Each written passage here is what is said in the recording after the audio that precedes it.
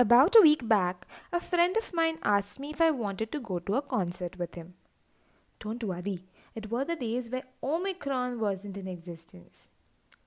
Even though I knew it would get late and disorganize my next day routine, I just quickly booked the tickets without giving it a second thought. All that I was thinking was, this will be fun. Now, think. Have you ever made any decision solely based on the first bit of information that came to your mind?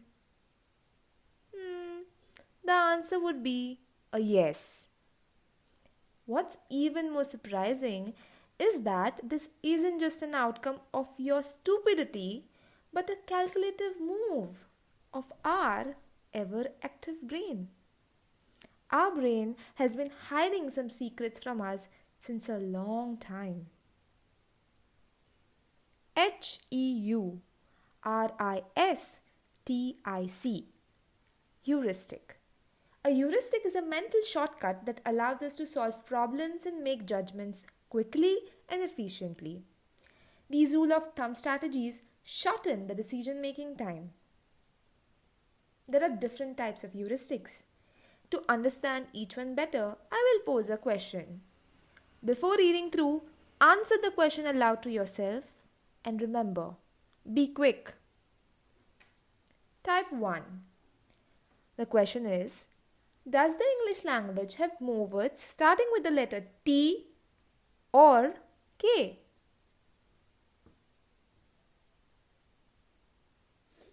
The answer to this would totally depend on how many words you can recollect now. This is availability heuristic. The decisions are based on how easy it is to bring something to mind.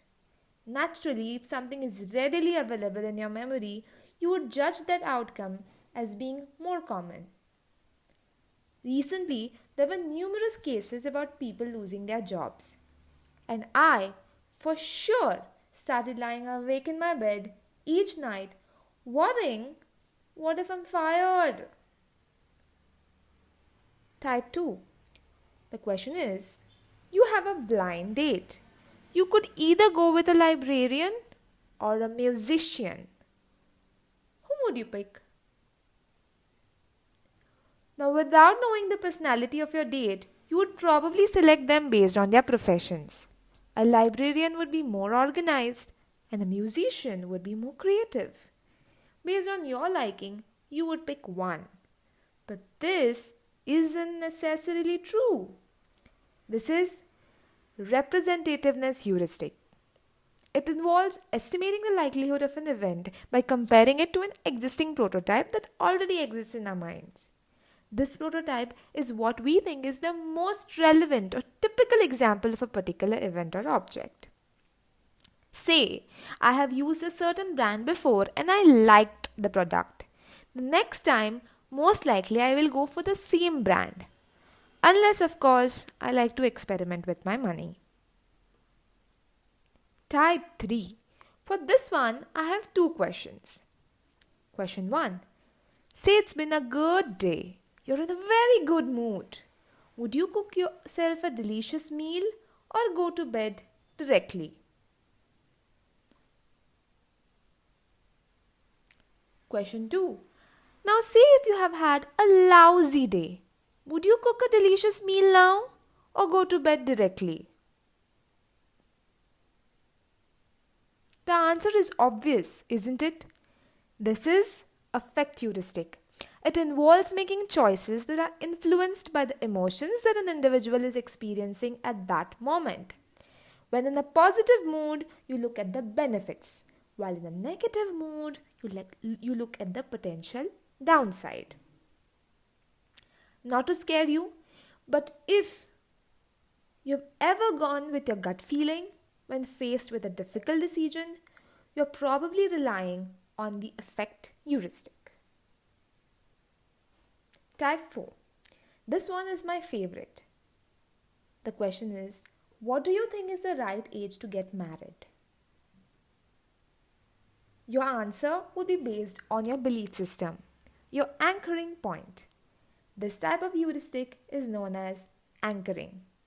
The decision is overly influenced by the first bit of information we hear or learn. This can make it more difficult to consider other factors and lead to poor choices. When I decided to go for the concert, all I ever wanted to do was have some fun. It was based on my anchor point of enjoyment. These are just 4 types. There are many more.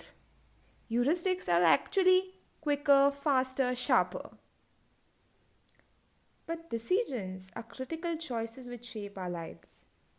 I know we can't spend days together wondering about what to order on Swiggy. Thus, our brain has developed this heuristic system. But beware, it tends to fool you. Sometimes, the right choices are not what makes us feel better, but what helps us grow better. Thus, in a battle of you versus your brain, let your voice rise a little louder. Let your words seep a little deeper.